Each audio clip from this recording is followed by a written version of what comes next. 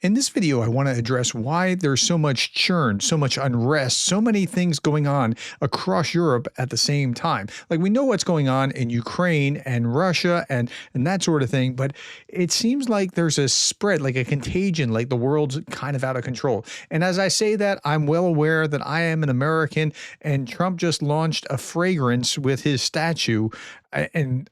Okay, so I'm not taking a shot at Europe. I'm saying we got our problems here too. And by the way, this is how he makes his money. He licenses things like this or a Bible or whatever else.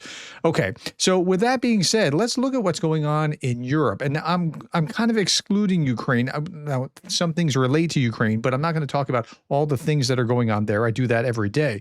Here, I want to look at this. Like, for example, we know that the protests, and God bless the Georgians, have been going on for 214 days, nonstop protests in Georgia for the future of their country, for the EU, for NATO, against Russian influence. Like they've been at it and at it and at it. And it's really powerful. But what we have just seen recently is these protests in Belgrade, in Serbia. What's going on here? On the night of June 30th, protesters blocked several major streets and erected barricades in response to arrests following the June 28th rally. And so they're out in the streets, they're fighting with the police and that sort of thing. It's something. Now, what happened just before this?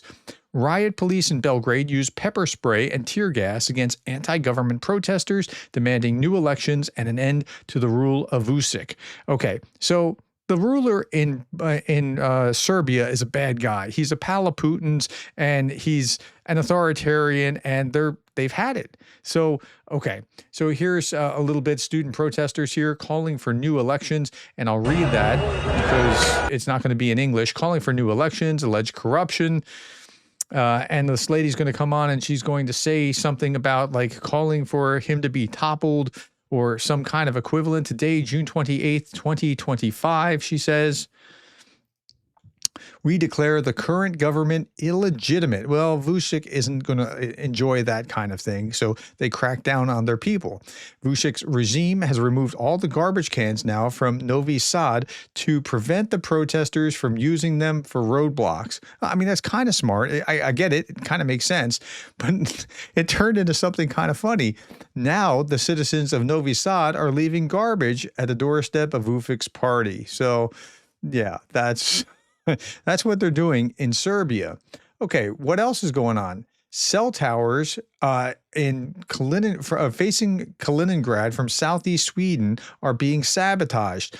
30 telecoms, masts, and 15 various electrical grid units have been sabotaged in the last months in southeast Sweden. In Sweden, like nothing like that goes on in Sweden, but apparently, okay, the sabotages are concentrated along the highway E22, one of the main routes needed to reinforce Gotland in case of conflict. Ports are along this route with the main one in the middle. Maybe there's something related to that, related to Russia. We don't know. I mean, Russia's got its hand in all kinds of sabotage. I'm not going to make a leap and say Russia is definitely behind this thing, but I mean, stranger things have happened, right? I mean, they tend to have their hand in whatever's going on wrong. Okay. So yeah, and where's Gotland? That's what we need to look at here. So let's look at this. Gotland is this island here between Kaliningrad and Sweden. Kaliningrad is part of Russia because after World War II, it was a German enclave, and the Lithuanians said, we don't want it. And there's no Lithuanians there. The Poland said, we don't want it. And the Russians were saying, well, we want it, and we want this, and we want this, and we want that, and we want this, and we want, yeah. So you got the idea. Okay. So this is a news week as well. Multiple cell towers sabotaged across NATO nation. Here's what to know. Sweden is investigating the series of suspected sabotage incidents. Sweden, which joined NATO in March 2024, is among several member states with increased focus on critical infrastructure protection, particularly in the context of Baltic region's elevated security posture following the war in Ukraine. Though the motive and perpetrator remain unknown, the nature of the damage has heightened security concerns. And again, I mean, what's happening with transatlantic cables between Finland and Estonia and Russian oil tankers coming through here and being stopped and that sort of thing? Okay. So we just don't know. Meanwhile, over the weekend, we had, despite Orban's ban in Budapest, there was a pride march that drew a record 100 to 200,000 in a city of 1.7 million. Marchers defied threats, but new Chinese facial recognition tech was deployed. The Orban's government was using Chinese facial recognition. I mean, it's weird how the connections work around this kind of thing. Potentially enabling $500 fines for participants. A police van with cameras was parked to record everyone passing by. But again, 100 to 200,000. I don't think this 100 to 200,000 was all LGBTQ plus kind of marchers. I think this was as much fueled by defiance of Orban and amplifying that kind of anti-Orban message as it was LGBTQ. I don't know what the percentage was, but I'm sure there was some overlap. Okay, meanwhile, from January to June 2025, there's some good news here. Poland held the presidency of the EU Council. Now, Orban held it in the 6 months prior to that, and he was kind of gumming up the works. What Poland did was absolutely fantastic. If you just look back at the record, in just 6 months, it helped the EU shift policy from reaction to strategy, rearm Europe up to $800 billion for defense modernization, the largest EU defense initiative in history. Safe mechanism, $150 billion for joint military procurement, and then fiscal flexibility for defense spending. Poland pushed for new rules to exclude defense investments from deficit calculations. In the EU, you couldn't deficit spend because, hey, the EU has to have this stability between all the different nation states, but they work this out. East Shield, securing the EU's eastern border, a critical project backed by European Investment Bank for up to $1 billion. Okay, so they did a lot of good while they were there. Now, who's in charge next? Because it rotates the EU Council. Denmark is next. I'm pretty sure Denmark's going to do as good of a job as Poland has. By the way, Denmark is one of the weird stories here too.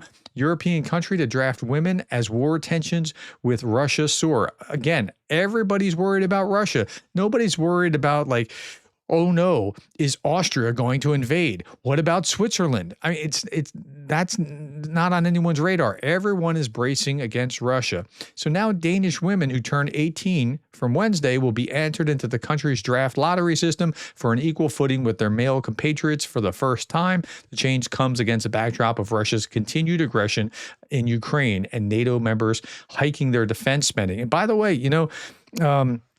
Ben Hodges made this point the other day when we saw the greatest drone and missile attack on Ukraine that's happened since the war began, with 537 objects, Shahed drones or missiles.